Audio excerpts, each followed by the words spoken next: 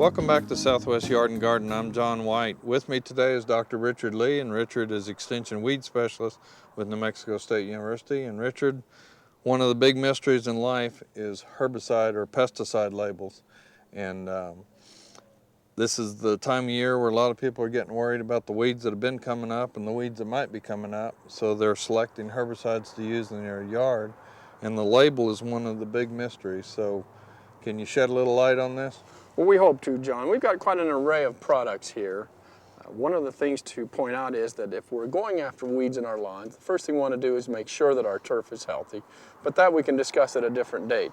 But if you're going to consider the use of a herbicide, there are some basic things that you do need to be able to understand. And one of the things is, as you pointed out, how to read a label. And we've got quite a few products here. And we're going to use this one as an example to talk about. This is a product that is easily found. You can go down to your garden store, you can go to Walmart, Target, Kmart, a lot of the nurseries. They'll all carry weed control products, and you'll probably find this very one on the shelves. But we want to point out how to read a label. First thing you're going to find when you come to one of these is you'll find the trade name, and that's the big name on the container. On this particular product, the trade name is Roundup. Now, the one that you're holding, John, the trade name is Weed Stopper. You'll also find on a label who manufactures it, and that may be important if you're trying to get some more information on it. On the Roundup, you find on the back that it says manufactured for Monsanto Chemical Lawn Garden Products. So Monsanto is the manufacturer. With yours, John, it's Monterey Chemical Company. Okay? Now, the other thing you're going to find, and is more important than just the trade name, is that you're going to find the active ingredient, what is actually doing the weed control. This you have to look at the active ingredient statement a little bit further down the label. On the Roundup, you'll find that the active ingredient is glyphosate. Now, we have a couple of other glyphosates here on the table, John. We have High Yield is the company who makes Kills All. That's a good name for a weed killer, John. Yes. Kills All. Kind of identifies what it does, but its active ingredient is also glyphosate. So we can have more than one trade name for the same active ingredient. That's important to know because you can do some cost comparison shopping that way. Right. You can buy one that may have a different trade name and it may be more economical for you. Let's take a look at a couple of these other ones that we have here. I'm looking at Monterey Weed Hoe. That's the trade name. This is the company that makes it. Now, the active ingredient, John, is MSMA, and it is in a percentage of 48.3%. Now, we have another product right here. The green light is the manufacturer, MSMA Crabgrass Killer. It has the same active ingredient as does the Monterey Weed Hoe. Yeah, same amount and everything. Yeah. And so it also, cost-wise, we could compare these, and whatever's cheaper, you would be getting the better bargain. Because the rates of application are going to be the same whether you're using the green light product or the Monterey product.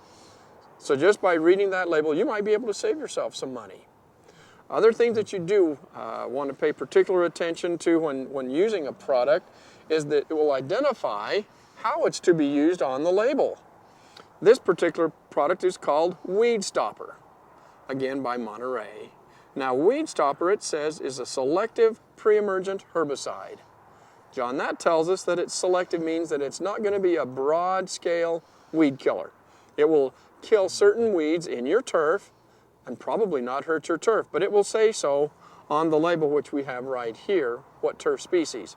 But it says that it's pre-emergent. That means that it has to be applied before the weeds germinate. Right. Pre-emergent herbicides will not control weeds that have already come out of the ground. If you read the label and it says that it will control prostrate spurge, for example, John, now is a good time to put it down because the prostrate spurge hasn't come up. Now, one of the keys is you have to know what the weed is that you're trying to control. Sure.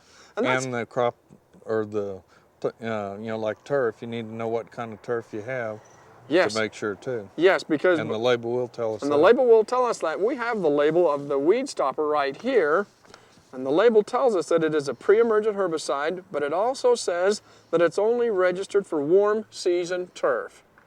John, this will hurt fescue. Right, because it's a cool season. Right. You wouldn't put Weed Stopper on fescue turf. Right. Now, it also says on the label that it will control annual bluegrass. Well, the annual bluegrass is up.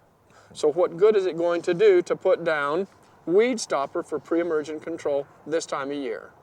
Not good for bluegrass, but good for crabgrass. Good for crabgrass. And the real strength of this particular product, which has as its active ingredient oryzolin, is that this product is really good for sandburr control, which is an important weed in turf in this part of the country. Right, in southern part of New Mexico, big time weed. Well, one of the ones that we hear probably the most about. Let's take a look at that ortho product right there, John.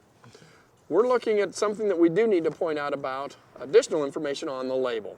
We have, as ortho makes it, Triox Total Vegetation Killer 1. It identifies the active ingredients as glyphosate and imazapyr. Now that tells us a little bit about the product. Over here it says kills weeds and prevents new weeds for up to 1 year. This is going to be a residual herbicide, John, and you want to make sure that you use it correctly. On the back of the container it will tell you, do not use on lawns or in and around fruits, vegetables, flowers, or other desirable plants, or over the root zone of shrubs or trees. This product has some real specific restrictions to it, John. It also tells us that we better know our trees and shrubs to be able to identify better where the root zones are, to make sure that if we choose a product like the Triox Vegetation Killer, that we don't apply it in a situation we don't want to. Okay. Well, we'll be back to talk about some more about labels, but we do want to let people know that the root zone on a tree is 1.5 to 4 times the height of the tree. So you want to be very careful with these residual type herbicides. That's true.